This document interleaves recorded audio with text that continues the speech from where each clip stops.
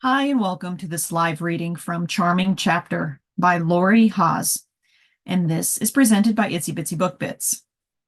Chapter 1. Laura's heart raced. On the outside, she looked no different from any of the other travelers. Yet, as she made her way toward the plane's entrance, butterflies surged inside. If only John could have come with me. She wouldn't cry. Not here, not now. Life had thrown them a curveball. She took a deep, steadying breath. Oh, it'll be okay. I can do this. She concentrated on the person in front. Why were they headed to London? Had they ever traveled solo before? She adjusted her shoulder bag. The person in front moved, and she shuffled behind him, making their way down the jetway. A tall and willowy flight attendant greeted her at the entry door. Hello, may I help you find your seat? Laura glanced at the boarding pass she held. 4A. Perfect. If you turn to your left here, it is the third cubicle from the front. Have a pleasant trip. You too, Laura chuckled at her goof. The woman probably heard the faux pas quite a lot. The attractive woman smiled. Thanks, I hope so too. Curious, has anyone ever told you that you look like Catherine Deneuve? Laura bathed in the kind words, of warmth penetrating inside. No, but I appreciate the compliment. Thank you. Laura moved through the doorway. She scanned the numbers for her seat. Laura sought to retain a cool, I do this all the time exterior, but struggled to contain her delight with flying first class. 4A. After dropping her purse onto the seat, she thrust her small carrier bag into the cubby. She removed her new coat, and as an attractive dark-haired male approached. May I take your coat for you? Yes, that would be nice, thank you. After he returned, he bent close, with Laura catching a faint hint of musk. A trace of a French accent made his words flow like honey. Would you like a glass of champagne before we take off? On a normal day, drinking champagne in the morning would be out of character for her. Her newfound friends from book club had goaded her into being open to enjoy herself on the fullest. She planned to do just that. Yes, please. After he'd left, she settled into her seat. She opened the various cubbies, taking stock of all the wonderful items on offer for her travels. She exhaled. Contentment wrapped around her like a warm blanket. Why had she waited all her life to experience some pampering? Well, she knew. Life, and all it entailed. It had been full of time spent raising kids, working various jobs, managing the home, and so much more. It had been rare for her to take time for herself over the years, much less on something so extravagant as a first-class trip to London to look up her ancestry. A lump formed in her throat as her thoughts traveled to more recent events. As John approached retirement, they had planned to enjoy all the traveling they'd never gotten around to in their youth. Sudden, unbidden tears sprung to her eyes. 5 years. John had been gone, but the pain still lingered.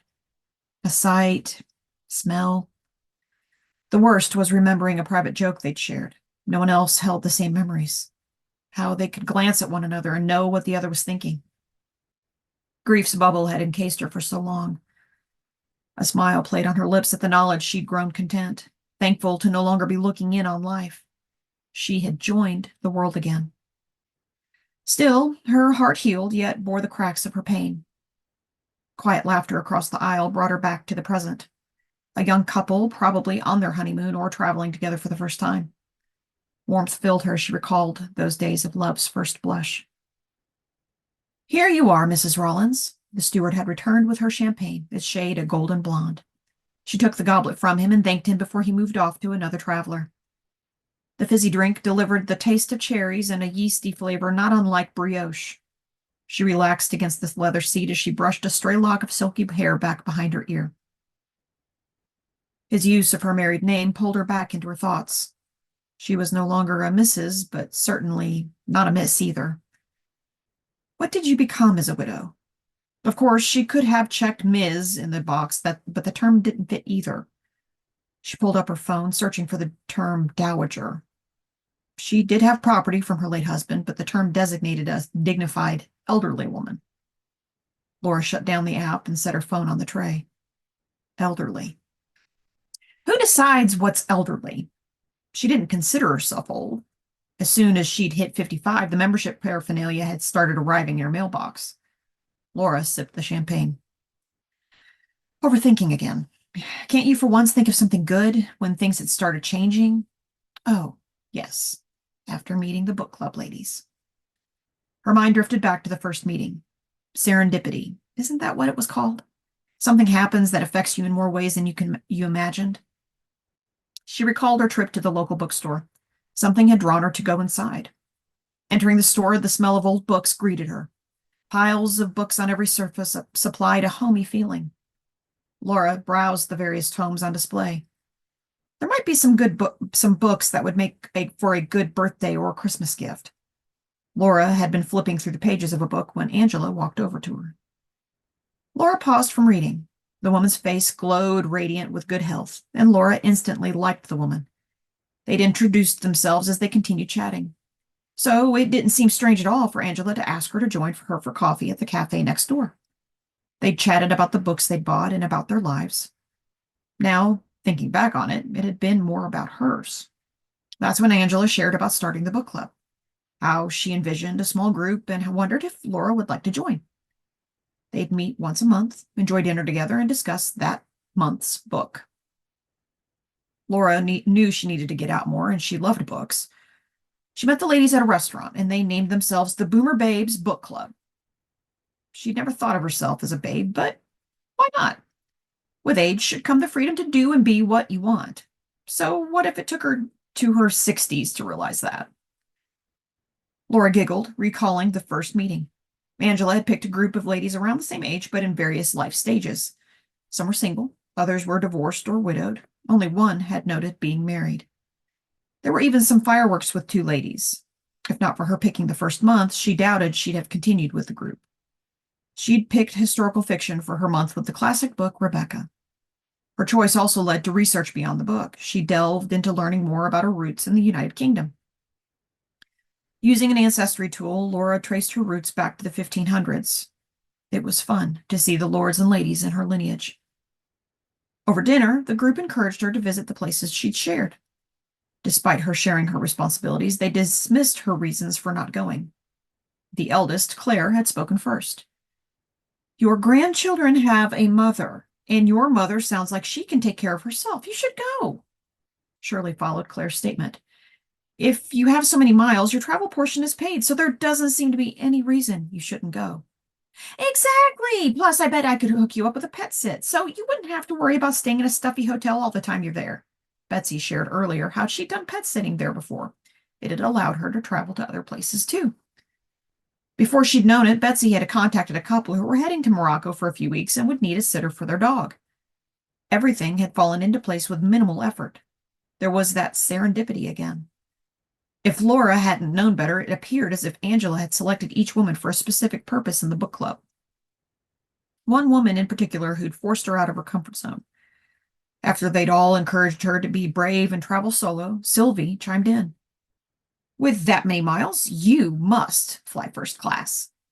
I don't know. That seems like what? That you don't deserve or you should save it? From the brief time I've known you, it sounds like you're more than due for some splurging. You deserve it. Sylvie crossed her arms, daring Laura to refute her. The quiet-spoken Frances had chimed in. Yes, I wish I could go back and be more in the moment with my life. It goes by so fast. Consider it a birthday treat to yourself if that makes you feel better. So, Laura booked the flight, giddy with the prospect of exploring her roots.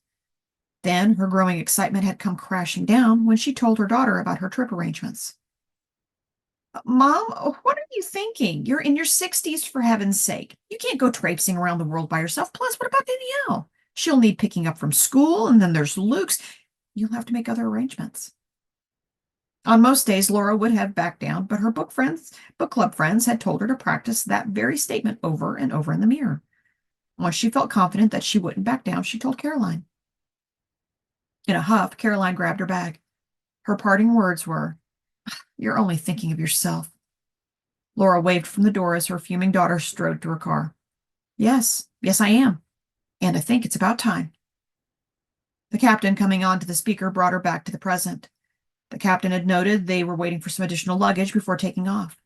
She glimpsed at her almost empty champagne goblet. After a deep, contented sigh, Laura reclined in her chair while raising the footrest. She took a moment to pull out some lotion, slathering it on her hands before patting it on her face. While planning her trip, she'd found the tip to keep your skin from drying out on longer flights.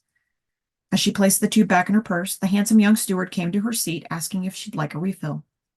She almost said no. I shouldn't. Says who? Yes, that would be nice. From now on, Laura, you better say yes instead of constant no's. Plus, it might make her sleepy earlier so she could get some rest on the trip over. She pulled up a rom-com movie by the time he returned with a fresh glass of champagne. Please let me know if you would like anything else, madam. We will be taking off in a minute. Enjoy your trip. She returned his smile. Thank you. I plan to. After eating a wonderful meal, Laura watched her movie until her eyelids grew tired. The champagne, coupled with the carb-heavy meal, had done the trick. She lowered her seat to its flat position before drifting off to sleep. Thankful for a good solid sleep for 4 hours, she woke to the aroma of coffee brewing. Excitement at nearing her destination finished waking her up. Laura moved into a seated position, stretching her arms and yawning away the cobwebs. An attendant appeared with coffee, and she requested a light breakfast. I'll never want to travel in economy again. It wasn't long before they were pulling up to the gate. Sylvie advised Laura to take advantage of the first-class arrivals lounge showers before leaving the airport. At first, it seemed senseless, but Sylvie said it would help wake her up before heading out to London. Plus, if she didn't eat on the plane, she could grab some breakfast or some snacks for later. With that plan in mind, Laura had chosen an outfit for the plane made for comfort more than looking stylish. Laura took the time for a shower, dressing in clean, unwrinkled clothing. When she returned home, she'd have to thank Sylvie for her advice, as the shower had refreshed and energized her. It was already late morning. She enjoyed some items from the lunch buffet. That would save her from having to purchase lunch out somewhere or be hungry when she arrived at her destination. After enjoying her meal, Laura made her way out to the taxi area. This is it. The adventure begins.